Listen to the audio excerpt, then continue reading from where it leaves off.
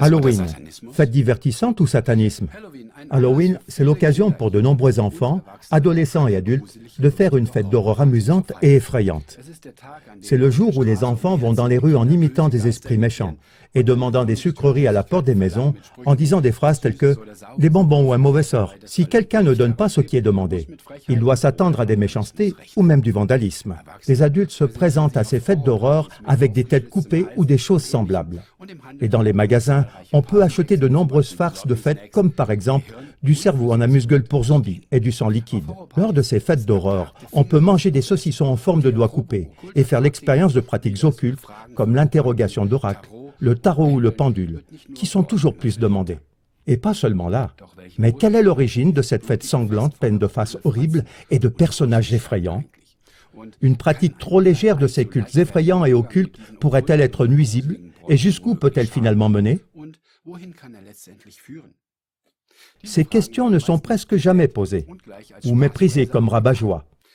En ce qui concerne l'origine de la fête d'Halloween, on dit souvent que les rituels du 31 octobre remontent à une tradition celtique.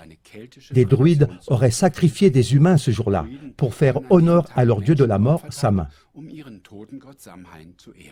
Au XIXe siècle, ce culte des îles britanniques a été exporté sur la côte est de l'Amérique du Nord, puis est plus tard retourné en Europe. Il s'est développé de manière très dynamique et a été sujet à de nombreux changements au cours du temps.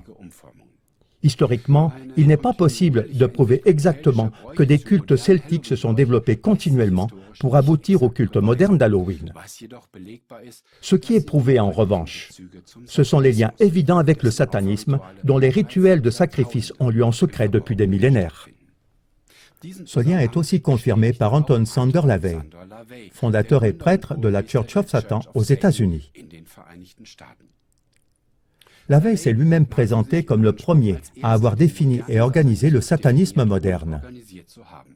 En 1969, il a écrit la Bible satanique dans laquelle il est écrit, entre autres choses, que le 31 octobre, la veille de la Toussaint, est considéré comme l'un des jours de fête les plus importants dans le satanisme.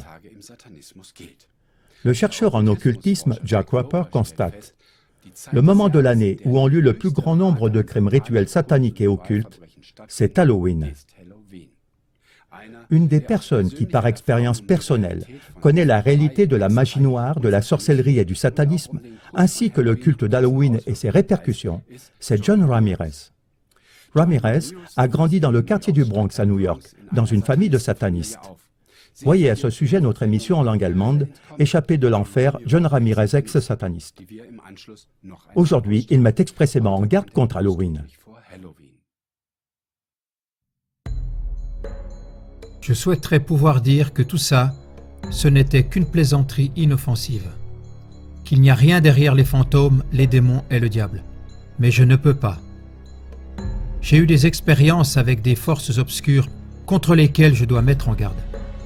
C'est pour ça que je ne peux pas faire comme si Halloween était une fête inoffensive qui donne le frisson. Beaucoup de gens ne croient pas que le diable existe vraiment. Et malheureusement, j'ai eu d'autres expériences. Satan est réel et son pouvoir est destructeur.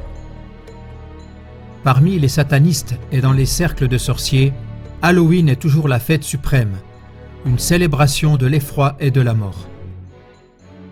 C'est une triste réalité que la plupart des disparitions d'enfants ont lieu à cette période de l'année.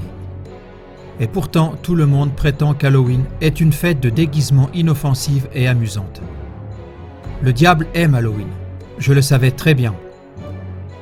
Car ce jour-là, les gens se tournent naïvement vers lui sans réfléchir. Il s'ouvre de façon ludique aux esprits et aux démons. Mais on ne peut pas jouer avec les puissances obscures. Croyez-moi, en tant que prêtre vaudou, Halloween était un point culminant spirituel et j'y participais pleinement. D'après ce témoignage, la coutume d'Halloween ne serait pas seulement une mode de notre société événementielle, pas seulement une occasion de faire des affaires entre les offres d'été et les produits de Noël, mais aussi une journée où des cruautés réelles sont pratiquées. Certes, à Halloween, les enfants se promènent dans les rues sans méfiance, déguisés en démons, et les jeunes font leurs premières expériences avec les pratiques occultes, telles qu'entrer en communication avec des esprits. Avec des fêtes sanguinaires, même des adultes s'approchent candidement des puissances obscures. Mais en même temps, à d'autres endroits, des crimes rituels occultes et sataniques sont commis dans des réseaux d'élites occultes. De nombreux témoignages de victimes et de personnes ayant quitté ces cercles, comme le banquier hollandais Ronald Bernhard, confirment la pratique de la violence rituelle, de la torture humaine, des meurtres d'enfants et du cannibalisme. À chacun maintenant de décider par lui-même s'il souhaite continuer à croire qu'Halloween est complètement inoffensif ou pas.